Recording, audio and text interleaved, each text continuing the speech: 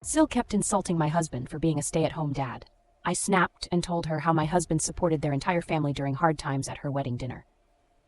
So the backstory here is that I'm 28F and my husband Jason is 29M. We met 6 years ago and got married about 3 years back. We also have a 1-year-old daughter together. We met because of my brother, who's good friends with Jason because of their line of work. Jason used to be a cop, and my brother runs the pizza place, which he used to frequently visit. They struck up a friendship in 1 year. My brother brought Jason back home for Thanksgiving. That's how we met for the first time.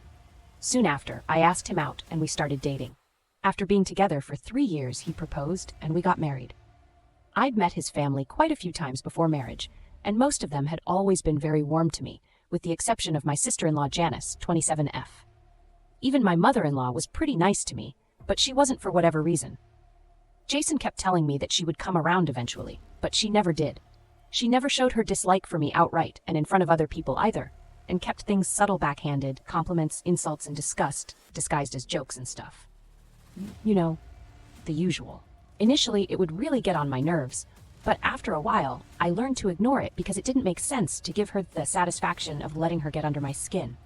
She never said anything in front of Jason, probably because she didn't want to take that risk and turn him against her. But he knew about my equation with his sister and made sure that I was not left alone with her. Whenever we visited his family, I didn't want him to cut his family off or even cut his sister off because it just wasn't worth it to go to so much trouble all because of a few mean jokes and insults or whatever. So we just dealt with the situation by not dealing with it and letting her say whatever she wanted to, while I tried my best to just ignore it. That's what Jason did as well. It wasn't ideal, but we didn't have much of a choice. So we just had to suck it up and let her continue with her stupid and weird behavior when it came to me. Since we wanted to maintain the peace of the family, thinking back on it, I really wish I'd said something to nip this in the bud. Instead of being all self-conscious and afraid to speak up for myself, I just didn't want to be labeled as that woman who gets mad at every little thing and breaks up families, and that's why I stayed quiet for a long time. But I just couldn't anymore after what happened recently. Jason was a cop, but he quit the force a few months ago because he wanted to be a stay-at-home dad. So, I'm a working mother, and I don't have an easy job. I'm a trauma surgeon, we have a daughter, and we were really struggling with how to make this work-life balance arrangement work.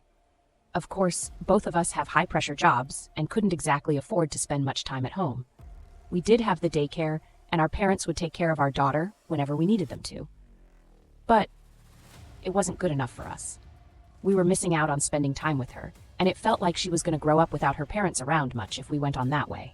So about a year ago, Jason and I had a serious conversation about this, and he told me that he was going to quit the force to spend more time with our daughter at home. I didn't force him into making that decision, but he decided it for himself because I made more money than him. And he believed that it was only fair that he quit his job so our daughter would have at least one of us around for most of the day. I asked him if he was sure about that, probably thousands of times before I was finally convinced that he actually wanted to go through with this and become a full-time dad. It was a huge step to take, and I knew how much my husband enjoyed being a cop, so I wanted to make sure that he wouldn't resent me for this. But I don't think he would, because he seems more than happy to spend his days taking care of the household and our daughter. The last time we spoke about this was just a few weeks back, and he told me that initially he had found it a little difficult to adjust to being a stay-at-home dad after working for so many years. But with time, it became easier for him because he could spend time with our daughter. He seems quite content with his life and how everything has turned out for him. He doesn't seem to have any complaints because he says that his dream job used to be being a cop, but now it's being a father. And that's pretty beautiful. His family, however, doesn't see any beauty doing. Like my mother-in-law, the crazy part is that they don't even see anything wrong with this arrangement and think that it's completely fine. Jason and I have discussed this in person, and both of us agree that it's a ridiculous school of thought. But we never spoke about it with his family because they would just come out with some stupid arguments to cover up the misogyny, and we didn't want to get into that. If they were happy living their life that way, then who are we to judge them for it? Thankfully, Jason and I always split everything equally. Sometimes he would even do more of the household work than me in case I ended up working late. And now, of course, he's doing everything at home and holding down the fort there. While I bring home the money for us, it doesn't really matter who does what, as long as we're all happy and healthy and there's food on the table. His parents and sister, however, strongly disagree with this and are very upset with Jason's decision to quit the force and stay at home with our daughter. They think that it makes him less of a man, or whatever, and they have been arguing with him for months about it. I tried to intervene at first, but his parents made it very clear that my interference would only make their relationship worse. Jason didn't want me to come to his defense either because he didn't want to involve me in this mess. So I stayed out of their way. It took them a while, but they did come around to our new arrangement and haven't brought it up for quite a few months. It also probably helped that they had new things to think about, like Janice getting married. Her boyfriend of 2 years, Harry, 27M, proposed to her. After that, everybody pretty much forgot about Jason because this was a much bigger deal. We were thankful that they chose to get engaged around that time because it really helped to take the heat off of us for a few months. Nobody from his family brought up Jason's decision to quit the force or tried to fight him on it. We were quite relieved because we thought that this had finally blown over and we wouldn't have to hear about a man's role in his family ever again. But then Janice held her rehearsal dinner yesterday, and that's where this came up again. So I had a bit of an outburst. Janice is getting married in one day, so this is a bit of an emergency, and we need to figure out what we want to do about this really quickly. This is time sensitive, so we would appreciate a fast response to this post. While we were at dinner, Jason and I were sitting opposite Janice and Harry. Their parents and a couple of other family members were also sitting around us, and we were all having a normal, fun chat. Nothing too controversial, and I was relieved that we were finally getting along with his family. Like before, it was a big deal, especially after how upset everybody had been when Jason quit the force. I didn't think this would happen again. But then, Janice decided to go off topic and started asking me how my work was going. I felt uncomfortable, but I had to answer the question because it was a very normal and innocent question in itself, but I knew where she was about to take it. I told her that my work was great and left it at that, hoping that she would take the hint and not drag this out. But then she asked Jason how his work was going and cracked a joke about how his job finally allows him to take time off without worrying about anything, because now his life is just a long vacation since he is living off of my income. She didn't stop there and went on to say that at least now it's clear to everybody who wears the pants in our family. She cracked a few more jokes that were pretty below the belt and kept making fun of Jason while he quietly tried to ignore it and smile through it all, trying to take it like a sport, but I couldn't handle it. I just lost control. It was probably years of her getting on my nerves and months of having to deal with Jason's family and their annoying beliefs. Something in me just snapped, and I decided to bring up something that nobody wanted to hear.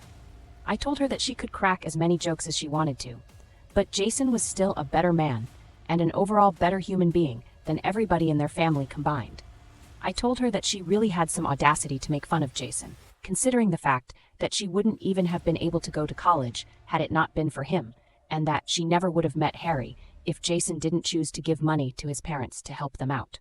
Ever since he was 18, nobody likes talking about it because it was a very dark period in their lives.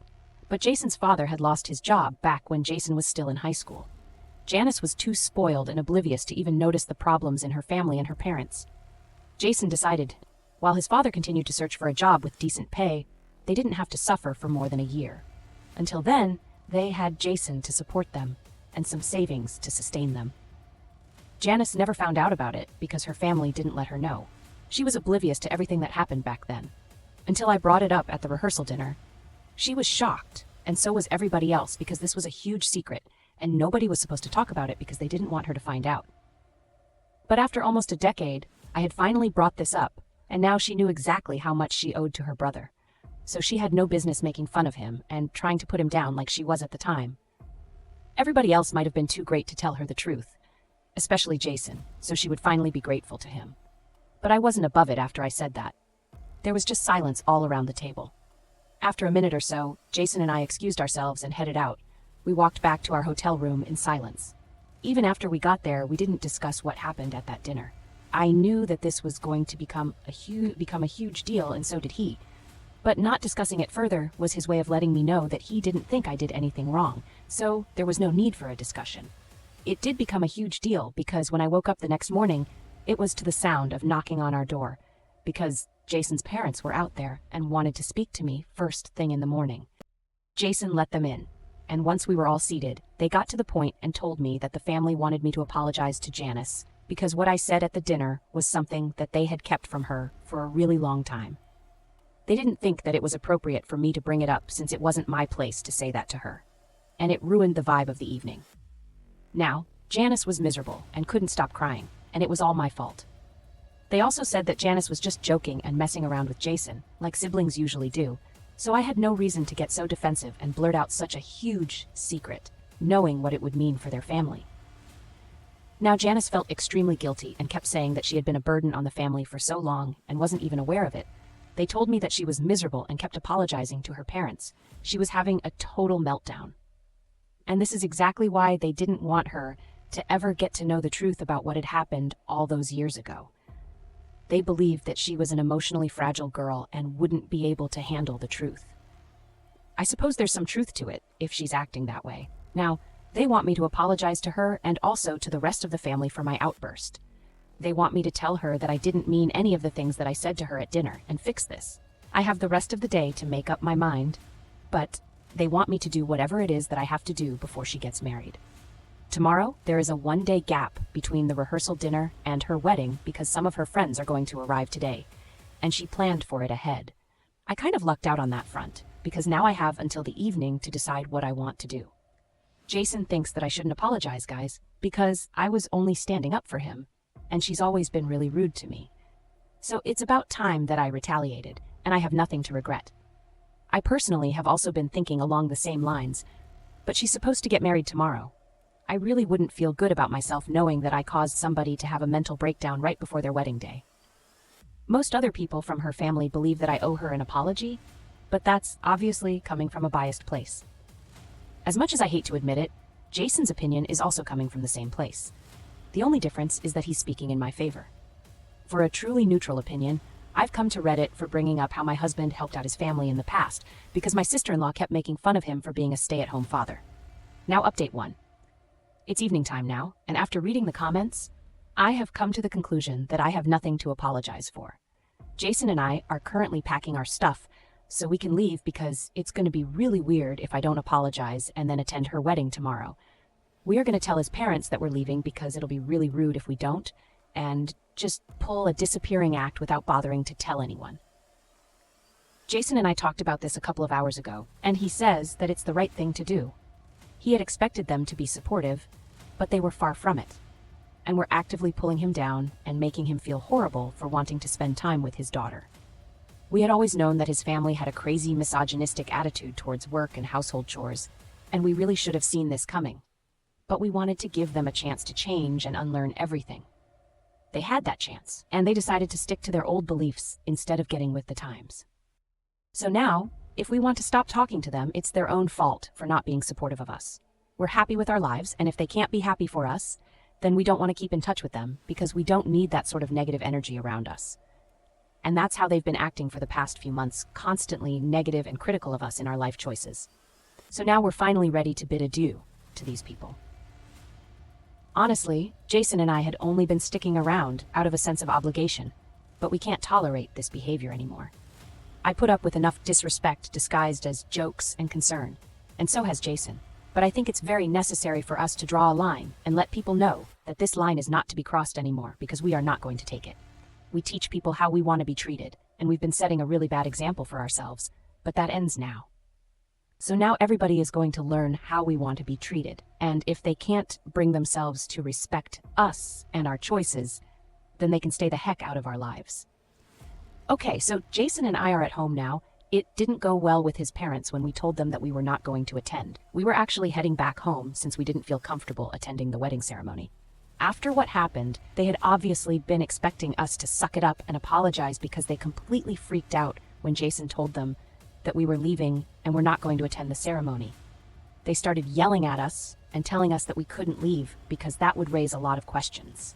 And they didn't want us to ruin Janice's wedding. Jason's mom told us that we had to be present at the ceremony and that whatever issues we had would just have to be sorted out later. Jason told her that we just weren't comfortable being present at the ceremony because it had become very evident to us that Janice didn't respect us, and neither did anybody else, since they expected us to apologize for merely standing up for ourselves. They'd all been treating us badly ever since Jason quit his job, and we weren't okay with this behavior anymore. So this was us putting our foot down because we'd had enough. After we said that, Jason's parents told us that we were being very egoistic and selfish, and said that we needed to think about the repercussions of our actions.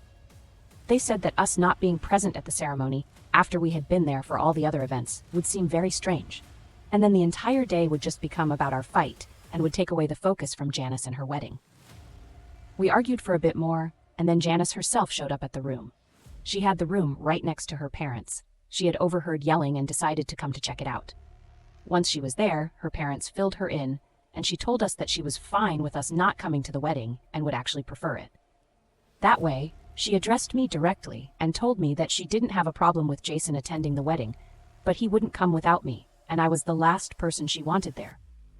She called me selfish and vindictive and said that the only reason I ruined her rehearsal dinner was because I wanted to create trouble at her wedding. So then the two of us got into a petty cat fight, which I regret because we really could have done without it. But that gave us an excuse to leave without more of a fuss.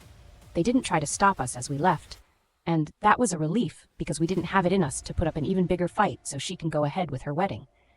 Jason and I wish that it goes well, but we don't want anything to do with her or his parents anymore. We might consider mending our relationship if they apologize, but I don't believe that's going to happen anytime soon. For now, both of us are just relieved to be home. Our daughter had been living with my parents, but we picked her up on our way back home, and Jason is currently playing with her as I type out this update. This is my favorite space, and I don't care what anybody else says about it. Our family is just perfect the way it is. Update 3. Hey guys, so this update is coming a day after the wedding. We were not there, but we heard that there was a lot of talk about us selling. There were a few distant relatives who hadn't been present at the rehearsal dinner to witness my outburst, but they heard all about it from Janice after the ceremony. Apparently, she didn't stop talking about our fight the entire day and was really milking the drama good for her. I guess I can't say I expected any better from her. The only downside of what she did is that now anybody who isn't too close to the family is reaching out to Jason to ask about the drama. Everybody wants to feel involved and get to the bottom of this. We haven't been entertaining it so far, and I don't think that we will, because we don't want anything to do with his family unless they apologize. And since it doesn't appear to us that they have any intention of apologizing, we're just going to stay out of the drama and let them do their thing. We have tried to be as vague as possible while responding to everybody who is texting Jason because we want to take the high road and not engage. That's only going to lead to more fighting and drama. Since Jan pretty much lives for it, his family will definitely have a field day if they find out that we have been talking about them behind their backs. Even though they were doing the same thing to us, we just don't want to get into it. So, we are going to do what we did all these years and ignore everybody. Thank you for watching. Subscribe for more.